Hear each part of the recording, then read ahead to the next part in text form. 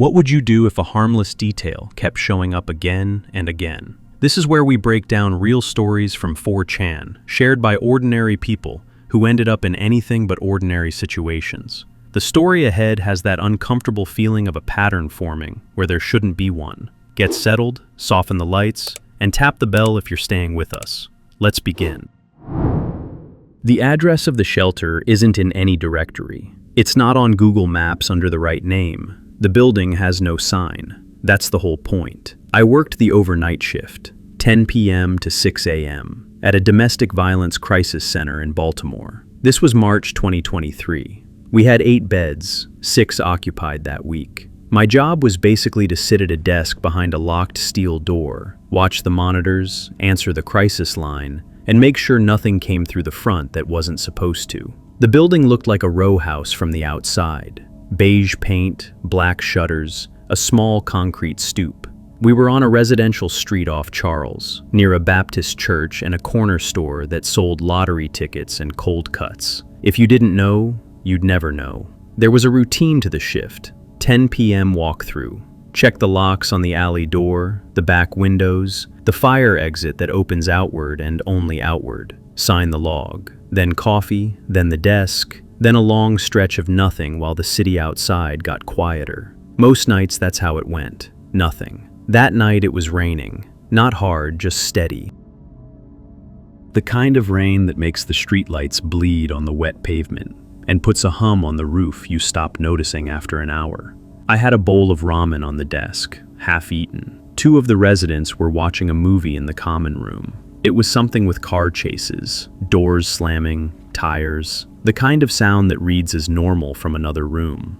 At 1:47 a.m., the motion sensor pinged on the front camera, not unusual by itself. Cats set it off, plastic bags in the wind, drunk people cutting through from the bus stop on Reed Street. I glanced at the monitor without really looking. There was a man on the stoop. He wasn't moving, just standing there, facing the door. Baseball cap, dark jacket, jeans. His hands were at his sides. No package, no phone. He wasn't checking an address on his screen or looking up at the number. He was just standing. I sat up straighter and watched him for maybe 20 seconds. He didn't shift his weight, didn't wipe rain out of his eyes. The camera has decent night vision, but his face was mostly under the brim of the cap. I could see his mouth. That was it. Then he stepped forward and pressed the intercom. We have a script for this. There's a laminated card taped to the side of the monitor. It's written for delivery guys, lost tourists, people looking for the church next door. I picked up the handset. Can I help you? He didn't answer right away. I could hear him breathing through the little speaker, and behind that, the rain. I'm looking for my wife, he said. His voice was flat, not angry, not upset, just a man telling me a fact, like he was reporting a package that hadn't arrived. I kept my voice the same as his. Sir, I think you have the wrong address. This is a private residence. No, I don't. That was all he said. Then he waited. I don't know how to explain the feeling exactly, except that I felt myself go very still. My hand was on the desk, and I noticed I was pressing down on it like I was trying to hold the desk in place. Behind me, in the hallway, I heard a door open. I looked over my shoulder. One of the residents, a woman I'll call Denise, was standing in the doorway of the common room. She'd been on the couch 2 minutes ago. Now she was on her feet, one hand on the door frame. She wasn't looking at me. She was looking at the little speaker on the wall where his voice had come through. Her face did something I've thought about a lot since. It didn't crumple. It didn't go pale. It emptied out, like somebody had reached in and switched off a light behind her eyes. She turned and walked, not fast, back down the hall toward the bedrooms. She didn't say a word to me. She didn't look back. I heard her bedroom door close. Not slammed, just closed. The click of the latch was the loudest thing in the building for about 10 seconds. On the monitor, he was still there. He'd taken half a step back from the door, but he hadn't left the stoop. His head tilted, just slightly, like he was listening for something on the other side. I picked up the handset again. Sir, I can't help you. You need to leave the property. I just want to talk to her. There's nobody here for you. You need to leave. He didn't answer. He didn't leave either. I put the handset down and picked up my cell phone and called 911. The dispatcher was calm. I gave her the address and told her a man was at the door of a domestic violence shelter asking for his wife, and I had reason to believe one of our residents recognized his voice. She said units were on the way. She asked me to stay on the line. She asked if the door was secure. I told her yes. Steel core, deadbolt, magnetic strike. She asked if there was a back exit. I told her about the alley door and the code. While I was talking to her, I was watching him on the screen. He hadn't moved from the stoop. He was standing in the same spot, in the same rain, with his hands at his sides. At one point, he took his phone out of his jacket pocket, looked at it, and put it back. He didn't type anything. He didn't call anyone. He just checked the time, I think. Then he went back to standing. 6 or 7 minutes went by. Feels short when you type it out. It wasn't short. Every so often a car passed at the end of the block, headlights sweeping across him, and he didn't turn to look. He just kept his face pointed at our door. The dispatcher stayed with me the whole time. She didn't fill the silence. I could hear her keyboard on her end. Every so often she'd say, "You still there?" And I'd say, "Yeah," and that was it. I heard the cruiser before I saw it. No siren, just tires on wet asphalt, and the specific weight of a Crown Vic taking a corner slow. 2 officers got out. One went up the stoop. The other came around the side of the car with his hand near his belt, but not on it. The man on the camera turned toward them when they spoke to him. He didn't run or argue. He kept his hands where they could see them. I couldn't hear what he said through the door, but I could see his mouth moving, calm as anything, the same way he'd talked to me. One of the officers came to the intercom. I buzzed him into the vestibule, but not the inner door. He held his badge up to the little window, and I let him into the office. He was maybe 40, mustache, wet shoulders. He asked me what had happened, and I told him. He asked if I could pull the footage back, and I did. He watched the last 12 minutes on the monitor without saying anything. Then he told me, very quietly, that the man outside had an active protective order out of Anne Arundel County, that the order named a specific woman, that he wasn't supposed to be within 500 feet of her, and that he was going to be taken into custody. He asked me not to say the name out loud. I didn't. I already knew. They put him in the back of the cruiser. He didn't struggle. On the monitor, I watched him sit down in the seat with his hands cuffed behind him and turn his head once to look at our front door. Then the cruiser pulled away, and the street was just wet pavement and a Baptist church again. I finished the shift. I didn't tell anyone else in the building what had happened until my supervisor came in at 6. I sat at the desk and watched the monitors and drank coffee I'd made 3 hours earlier and gone cold. Denise stayed in her room. I could see the light under her door from the hallway camera. The morning staff told her at breakfast. I wasn't there for that part. I heard later she cried for about a minute and then asked if she could use the office phone to call her sister in Delaware. 2 weeks after that, we had a security review. The lock on the front door got upgraded. They put in 2 more cameras, one covering the sidewalk in both directions, and one on the roof over the stoop. The outside lights got changed from the yellow sodium bulbs to bright white LEDs on a motion timer, so anybody standing there after dark would be lit up like a stage. The board also started a whole internal thing about how he'd found the address, which as far as I know they never fully figured out. I still don't know how he knew. Denise left the shelter about 10 days later. Not back to him, somewhere else, further out.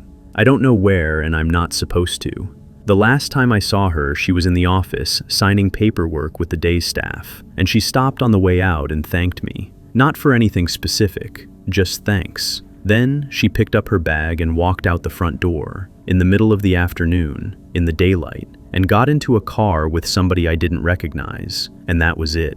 The thing I keep coming back to is how quiet he was. Not him standing there, how quiet. He didn't yell or kick the door. He said one sentence into the intercom and then waited, in the rain, like he had all night. Like he'd already decided he wasn't leaving until somebody opened the door, and he was fine either way. I don't work nights at that place anymore. I moved to days about 6 months later. The intercom still goes off sometimes in dreams. Usually it's just a delivery guy. I've been translating German technical docs for about 9 years. Mostly boring stuff. Compressor manuals, PLC documentation, spec sheets for European suppliers trying to break into the US market. Steady work if you're willing to be patient with jargon nobody outside the field cares about. I do it out of a 1-bedroom in Ballard, north end of Seattle, and I've never had a problem I couldn't solve by refilling my coffee and pushing through another page. The job came in on a Tuesday in January 2022, third week of the month. The rain had been going for 6 days straight, that gray kind Seattle does, where you stop noticing it exists. I was scrolling through the freelance board on my second monitor when the ping came in. Rate offered, 34 cents per source word. My normal ceiling is around 18. That's not a small bump. That's a "this account is about to get audited" bump. The listing was short. German to English, industrial documentation, approximately 40,000 words total, delivered in batches, NDA required, deadline flexible. Client handle was something like Marburg_ind_47, 0 reviews, account created a week earlier. In my line of work, that's a yellow flag, not a red one. Plenty of small European firms make a throwaway account, run one job, disappear. Nothing sinister about it, usually. I sent a short pitch. 10 minutes later, I had the contract. No back and forth on rate, no sample test. Just the NDA, a signed PDF back within the hour, and the first file dropped into the shared folder. 62 pages, titled something like Verfahrensbeschreibung, Anlage 2, process description for installation 2. Perfectly normal name. I opened it and started reading for context before I touched the cat tool. That's my routine. You don't translate technical German cold. You read the whole thing, get the shape of it, figure out which terms are going to repeat. The first 20 pages read like any process manual. Reactor vessel specs, temperature tolerances, valve part numbers. The German was clean. Whoever wrote it knew what they were doing. Native speaker, engineering background. Probably older, given the sentence structure. Around page 22, I hit the reagent tables. I don't have a chemistry degree. I have enough chemistry to translate for a paint company or a fertilizer plant, which I've done. So when I saw the first compound, I didn't react. Then the second. Then the notes on solvent recovery. Then a section about diskrete Lieferung of certain starting materials, which translates as discrete delivery. And that word choice made me slow down. You don't say discrete delivery in a real industrial manual. You say shipment, delivery, procurement. Discrete is a word for something you don't want seen. I stopped and made coffee. I remember standing at the counter watching the drip and telling myself I was reading it wrong. My German isn't native. Maybe discrete had a technical usage I didn't know. I went back and kept reading. The next section had instructions on setting up the workspace so ventilation exhaust wouldn't be visible from adjoining properties. That was the phrase. Von angrenzenden Grundstücken nicht einsehbar, not visible from neighboring plots. At that point, I closed the file and sat on my hands for a minute. I could have stopped right there. Looking back, that would have been the smart move. But I do this for a living, and I have talked myself out of paranoia before. A German farmer in Bavaria, wanting to hide his ventilation from the neighbors on some perfectly legal process. That's the kind of thing my client base does all the time. Weird, sure. Criminal? Not necessarily. I told the client I'd have the first batch back in 10 days. He replied with a thumbs up emoji. That was the only real-time interaction I ever had with him.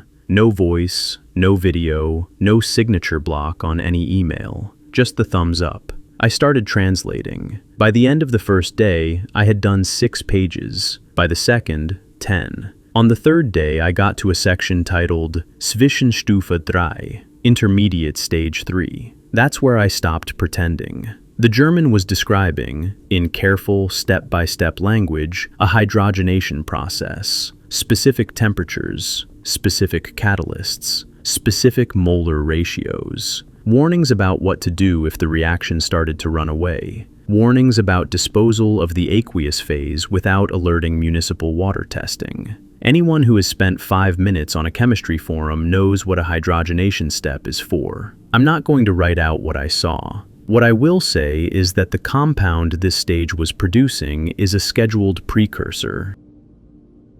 Not the final product, a precursor, which is arguably worse from a paperwork standpoint, because somebody was going to hand this document to a person who already had the rest of the recipe. The whole thing was written like a good manual. That was the part that stayed with me. Numbered subsections, safety callouts in gray boxes, a version number on the footer. Somebody had drafted this, reviewed it, revised it. This was version 2.3. I closed the laptop, actually closed it, not just minimized. Then I sat there listening to the fridge hum for probably 20 minutes. I did not want to be right. I opened it again and ran a chunk of the German through a search engine, just fragments, not whole sentences. Some of the phrasing matched threads on European ClearNet forums, where people were explicitly discussing what I was afraid of. Same word choices, same warnings about workspace visibility. I messaged the client, something neutral. Some of the terminology here isn't standard for industrial process docs. Can you confirm the end use so I can pick the right register? Any real client would have answered that in a sentence. No reply that day. No reply the next morning. But at some point overnight, a second file appeared in the shared folder, Anlage 4. Not Anlage 3, which I would have expected, Anlage 4. I opened it. First page, table of contents. I saw the section headings and I did not read past them. I closed my laptop, unplugged it, and put it on the kitchen table like it was going to leak. Here's what I did next, in order, because I've had to think about this in order more than once since. I looked up the DEA tip line. There's a web form. It asks for your name and contact info, has a box for a description, and an attachment field. I filled in my real name, my real phone number, my address. I described the situation in about 4 paragraphs. Freelance job, German source text, technical scope, what I believed the material to be. I uploaded both original PDFs. I did not upload my partial translation. I wrote down the confirmation number they gave me at the end and put it in a text file on an encrypted drive. Then I went back to the freelance platform and canceled the contract from my end. The platform asked for a reason. I picked scope mismatch. I did not claim the money for the partial work. Roughly $2,100 sitting there by the platform's tracking. I left it. I logged off. Made dinner, some pasta thing I don't even remember. Around 7 p.m. I checked the platform on my phone. The client account was gone. Not deactivated with a strike-through, the way it looks when someone gets banned. Just gone. Like the page had never existed. The message history was still on my end, but the profile linked to a dead URL. I don't know if that means they got tipped off, or if they routinely burn accounts after a job goes sideways, or if the platform itself flagged them. I have no way of finding out. The DEA never wrote back. I want to be clear about that. No follow-up email, no phone call, no visit, nothing. I don't know if the tip went to a real inbox or into a queue that never gets read. I don't know if they took it seriously. That's the part that sits with me the worst. Not the file itself, the silence after. I kept a copy of both original PDFs, encrypted drive, cold storage, in a fire safe with some old passports. The reason is simple. If someone eventually knocks on my door and asks me what I saw, I want to show them exactly what I saw, not my memory of it. My memory is going to soften over time. The file will not. I still do the same work. I turned down 2 other jobs in the following weeks that had a similar smell to them, both with fresh accounts and rates above market. Might have been legitimate. I did not check. I keep thinking about the version number on the footer. Version 2.3, which means there was a 2.2 and a 2.1 and a 1.0 before that. Somebody has been running this manual through revisions for a while, which means somebody has translators, plural. Somebody had them before me and somebody has them now. I don't know who ended up doing the pages I refused. The first note showed up on a Tuesday in early October. I opened my door to grab the paper, and there was a folded index card sitting on the mat with a small paper cup of coffee next to it, still warm. The card said, "Doing good." That was it. No signature, no smiley face, just those 2 words in blue ballpoint pen. I stood there in my socks for a minute, then looked up and down the hallway. Nothing. The building was one of those old brick places off East Colfax. 3 floors of converted rooms with a shared kitchen on the ground floor. My room was on the 2nd floor at the end of the hall. Nobody up there but me and an older guy named Ray, who left for his shift at the airport at 4 in the morning and slept the rest of the day. I picked up the coffee, sniffed it. Regular black, from the shop on the corner, the paper cup with the green logo. I brought it inside and drank it standing at the window because I didn't know what else to do. Some background. I was 8 months into a program at that point. Not court-ordered, not a rehab facility, just outpatient stuff twice a week and meetings on Saturdays. I moved to Denver in April after my 2nd marriage ended, and I took the room because it was cheap and quiet, and the woman who ran the place didn't ask a lot of questions. Her name was Mrs. Halverson. She was probably 70, thin, with reading glasses on a chain. She lived on the ground floor. That was pretty much all I knew about her. I didn't tell her why I moved. I didn't tell anyone in the building. I kept to myself, went to my meetings, made dinner in the shared kitchen at odd hours to avoid people. I was doing all right, but doing all right for me at that point meant not drinking today. Tomorrow I would find out about tomorrow. So the note messed with me. I sat with the empty cup on my desk that night and turned it over in my head. Who knew? My sponsor knew, but he lived in Aurora and had never been to my building. My sister knew, but she was in Ohio and we barely talked. Nobody at the meetings knew where I lived because I never said. I decided it was probably a mistake. Someone left it at the wrong door. 3 weeks later, another one showed up. Same folded index card, same blue pen.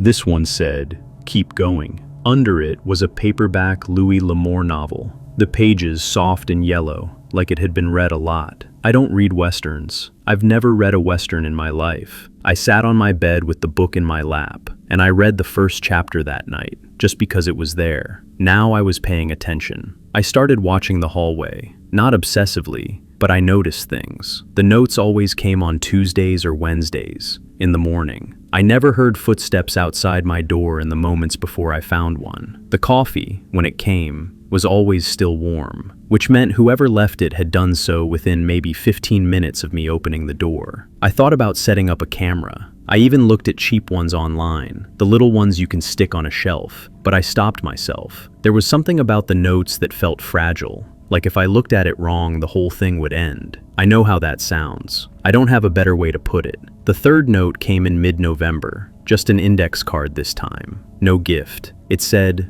"I see you." I read that one about 4 times before it landed on me the right way.